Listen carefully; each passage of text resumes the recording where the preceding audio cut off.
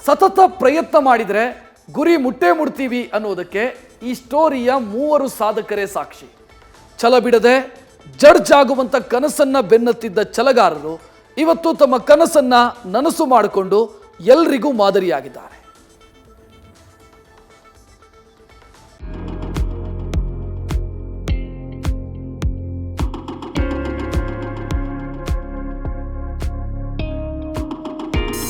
ಕನಸು ನನಸಾದ ಕ್ಷಣ, ಹೆತ್ತವರ ಆಸೆ ಈಡೇರಿಸಿದ ಸಾರ್ಥಕತೆ.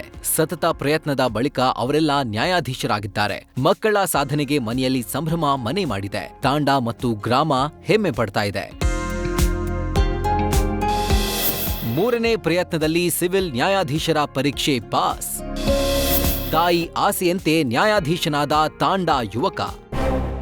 ಈತ ವಿಜಯನಗರ ಜಿಲ್ಲೆ ಹಗರಿಬೊಮ್ಮನಹಳ್ಳಿ ತಾಲೂಕಿನ ಆನೇಕಲ್ ತಾಂಡಾ ನಿವಾಸಿ ವಿಜಯ್ ಕುಮಾರ್ ಇವತ್ತು ಸಿವಿಲ್ ನ್ಯಾಯಾಧೀಶರಾಗಿದ್ದಾರೆ. ತಂದೆ ನಿಧನದ ಬಳಿಕ ಛಲ ಬಿಡದೆ ಓದಿದ ವಿಜಯ್ ಕುಮಾರ್ ತಾಯಿ ಆಸೆಯಂತೆ ಇವತ್ತು ಸಿವಿಲ್ ಜಡ್ಜ್ ಹುದ್ದೆ ಏರಿದ್ದಾರೆ. ಈ ಹಿನ್ನೆಲೆ ತಾಂಡಾದಲ್ಲಿ ಸಂಭ್ರಮ ಮನೆ ಮಾಡಿದೆ. 2 ವರ್ಷದಿಂದ ಬಳ್ಳಾರಿಯಲ್ಲಿ ವಿಜಯ್ ಕುಮಾರ್ ಕಿರಿಯ ವಕೀಲನಾಗಿ ಸೇವೆ ಸಲ್ಲಿಸ್ತಾ ಇದ್ರು. 3 ಸಲ ವಿಫಲ, 4ನೇ ಬಾರಿಗೆ ಜಡ್ಜ್ ಆದ ಯುವಕ. ನ್ಯಾಯಾಧೀಶ ಹುದ್ದೆಗೆ ಬಾಗಲಕೋಟೆಯ ಚಿಂಚಲಕಟ್ಟಿ ಗ್ರಾಮದ 28 ವರ್ಷದ ಯುವಕ ಕೃಷ್ಣಪ್ಪ ಪೊಮ್ಮಾರ ಕೂಡ ಆಯ್ಕೆಯಾಗಿದ್ದಾರೆ. 3 ಸಾರಿ ಪ್ರಯತ್ನದಲ್ಲಿ ವಿಫಲವಾಗಿದ್ದ ಕೃಷ್ಣಪ್ಪ 4ನೇ ಬಾರಿಗೆ ಯಶಸ್ಸು ಕಂಡಿದ್ದಾರೆ. ಸದ್ಯ ಬೆಂಗಳೂರಿನ ಹೈಕೋರ್ಟ್ನಲ್ಲೇ ಗುತ್ತಿಗೆ ಆಧಾರಿತ ರಿಸರ್ಚ್ ಕೆಲಸ ಮಾಡ್ತಿದ್ದಾರೆ. ನಿನ್ನೆ ಗ್ರಾಮಕ್ಕೆ ಬಂದಿದ್ದ ಕೃಷ್ಣಪ್ಪ ಅವರಿಗೆ ಊರಿನ ಹಿರಿಯರು ಸನ್ಮಾನ ಮಾಡಿ ಗೌರವಿಸಿದ್ರು. ಗಂಗೂರ ಗ್ರಾಮದ ಬಡ ಯುವತಿ ಈಗ ನ್ಯಾಯಾಧೀಶೆ.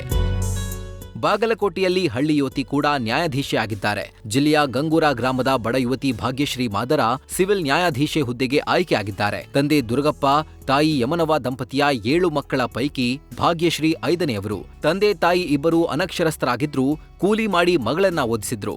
3ನೇ ಬಾರಿಯ ಪ್ರಯತ್ನದಲ್ಲಿ ಭಾಗ್ಯಶ್ರೀ ನ್ಯಾಯಾಧೀಶಿಯಾಗಿ ಆಯ್ಕೆಯಾಗಿದ್ದು, ಮಗಳ ಸಾಧನೆ ಕಂಡು ಕುಟುಂಬಸ್ಥರಲ್ಲಿ ಸಂಭ್ರಮ ಮನೆ ಮಾಡಿದೆ. ಒಟ್ನಲ್ಲಿ ಒಂದೇ ಸಲಕ್ಕೆ ತಮ್ಮ ಛಲ ಬಿಡದೆ ಮರಳಿ ಪ್ರಯತ್ನಿಸಿದ ಫಲವೇ ಇವತ್ತು ಮೂವರು ತಮ್ಮ ಗುರಿಯನ್ನ ತಲುಪುವ ಮೂಲಕ ಇತರರಿಗೂ ಮಾದರಿಯಾಗಿದ್ದಾರೆ.